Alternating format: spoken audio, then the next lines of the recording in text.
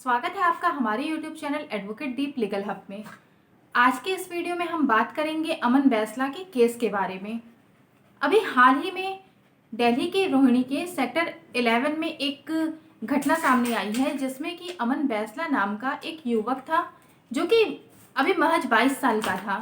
उसने आत्महत्या कर ली और आत्महत्या करने के कारण को उसने बताया है, जिसका कारण एक फेमस सिंगर हरियाणा का और एक उसकी एक्स पार्टनर, उन दोनों का नाम उसने लिया था।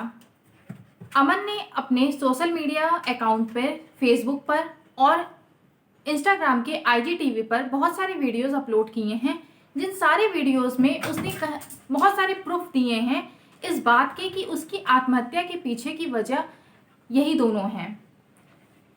अपने फेसबुक के अकाउंट पर उसने 35 मिनट का एक वीडियो डाला था और IGTV पर उसने 6 वीडियोस डाले थे, जिनको अभी अगर आप जाके व्यू करते हैं तो उसमें आपको मिलेगा कि उसमें बहुत सारे व्यूज़ पहले से हुए हैं और बहुत सारे लोगों ने उन चीज़ों को देखा और उन चीज़ों को देखने के बाद सबका सबकी राय एक ही है कि हाँ, उसके सारे वीडियोस सही हैं।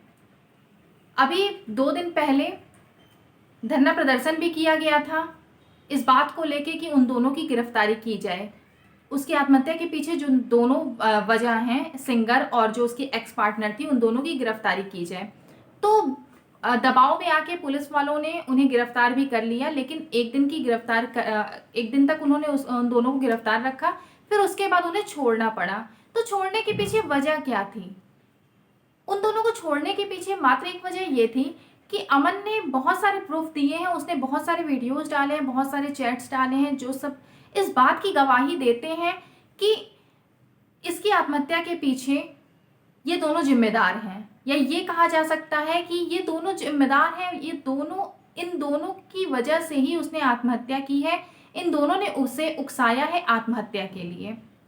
पर इसके बावजूद भी उन दोनों को छोड़ दिया गया क्योंकि अभी इस मामले में इन्वेस्टिगेशन पूरी नहीं की गई है। अभी ये नहीं देखा गया है कि जो सारे वीडियोस पड़े हैं या जो सारे चैट्स पड़े हैं वो कितने सही हैं। तो जब तक इसकी जांच पड़ताल नहीं कर ली जाएगी तब तक उनकी गिरफ्तारी संभव नहीं है।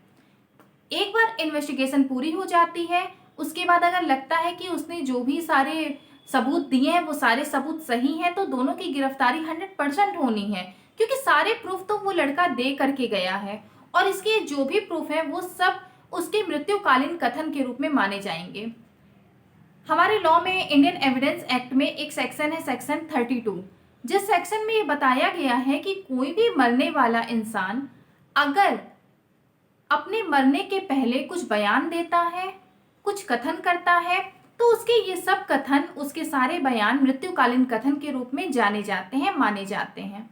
और एक मरने वाला, ये माना जाता है कि एक मरने वाला इंसान जो कि मृत्यु शैया पर बैठा हुआ है या जिसको पूरा अंदेशा है कि अब उसकी जीवन की जो समय है वो खत्म होने वाला है, तो उस वक्त वो कोई भी बात झूठ नहीं बोलता है।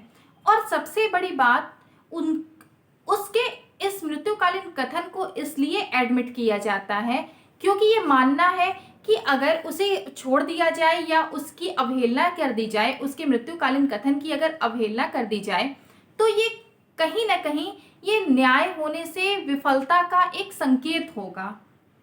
क्योंकि जो इंसान मृत्युशैया पर लेटा हुआ है या जो इंसान मृत्यु के बिल्कुल करीब है, वो लास्ट समय में झूठ नहीं बोलता। तो ये एक तर्क है जिसकी वजह से मरने वाले इंसान के जो उसकी अंतिम जो कथन होते हैं, उसके जो बयान होते हैं, उन्हें एडमिट किया जाता है हमारे लॉ के अंतर्गत। और ऐसे ही कुछ कथन अमन ने भी अपने मरने के पहले अपने सोशल अकाउंट्स पर किए थे। उसने अपनी जीवन को समाप्त करने के पहले कुछ वीडियोस वगैरह इस तरह के डाले हैं जो कि ये पूरा संकेत है, ये पूरा वो सबूत देता है कि उसको आत्महत्या के लिए उकसाया गया था। उसने अपने उन वीडियोस में बताया कि जो उसकी एक्स पार्टनर थी, 2017-18 से उसके साथ काम कर रही थी, 1 साल काम करने के बाद उसने छोड़ दिया था। वो उससे 2.5 लाख रुपए उधार ली थी। उधार लेने के बाद फिर वो उस पैसे को लौटाई नहीं और उससे और पैसों की मांग करने लगी और उसको इस बात की धमकी देने लगी कि अगर वो पैसा नहीं देता है तो वो उसे झूठे रेप केस में फंसा देगी। उस लड़की ने अक्टूबर तक का टाइम दिया था कि अगर अक्टूबर तक उसे और 5 लाख रुपए वो कैश नहीं देता है तो उसके ऊपर झूठा केस कर दिया जाएगा। और ये एक सब हर इंसान, हमारे भारत में रहने वाला हर इंसान ये बात जानता है कि अगर कोई लड़की किसी के ऊपर कोई केस करती है, अगर वो झूठा केस भी कर रही है, तो भी पहली प्रेफरेंस उस लड़की को दी जाती है।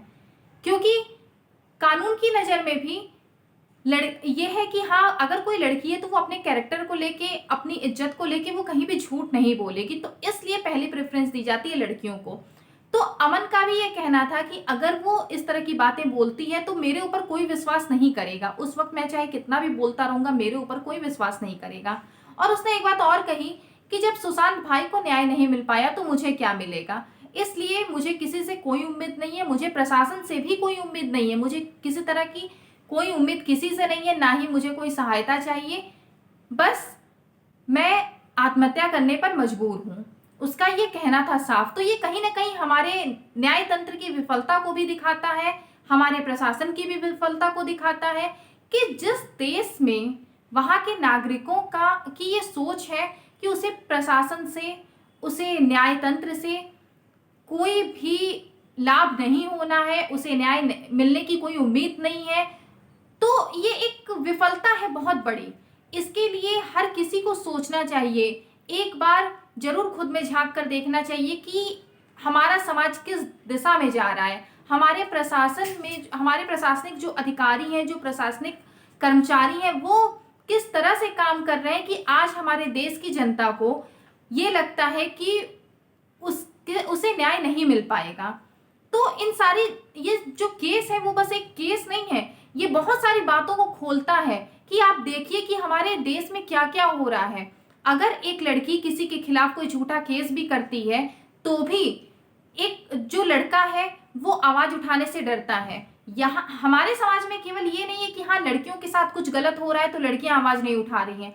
आज तो ये हो गया है कि अगर लड़के के साथ भी कुछ गलत हो रहा है तो लड़का भी आवाज उठाने से डरता है। उसे ये डर रहता है कि लड़की को पहले प्रेफरेंस दी जाएगी, मेरी बात को कहीं सुना नहीं जाएगा। तो ये बहुत बड़ी एक विफलता है, ये विफलता हमारे समाज की है। एक लड़का जो ये कहता है कि मुझे प्रशासन से कोई उम्मीद नहीं है, मुझे न्याय तंत्र से मुझे कोई उम्मीद नहीं है, ये हमारे न्याय तंत्र की, ये हमारे प्रशासन की बहुत बड़ी विफलता है कि समाज का, हमारे यहाँ का जो नागरिक है वो आप पर विश्वास नहीं कर रहा है। उसे ये विश्वास नहीं है कि उसे कहीं से न्याय मिलेगा, उसे डर है कि उसे न्याय नहीं मिलेगा, इसलिए वो मजबूर हो जा रहा है आत्महत्या जैसा एक बहुत ही भयानक कदम उठाने के लिए। इसलिए सबको ध्यान देने की जरूरत है। और अमन बैसला के केस में अगर इन्वेस्टिगेशन अच्छे से होती है और सारे जितने वो सबूत दे करके गया है वो सारे सबूत अगर सही पाए जाते हैं तो उम्मीद है कि अमन बैसला को मरने के बाद तो न्याय जरूर मिलेगा। और अगर नहीं मिलता है तो न्याय तंत्र को, हमारे प्रशासनिक अधिकारियों को, हमारे प्रशासनिक कर्मचारियों को फिर से एक बार सोचने की जरूरत है, हमारी सरकार को सोचने की जरूरत है। इन सब के लिए आप सबकी भी एक जिम्मेदारी बनती है कि अपने नैतिक मूल्यों का बखूबी पालन करिए। आपके जो नैतिक, आपके जो कर्तव्य हैं, जो आपकी जिम्मेदारियां हैं, उनको आप जरूर निभाइए। आज के वीडियो के लिए बस इतना ही। धन्यवाद।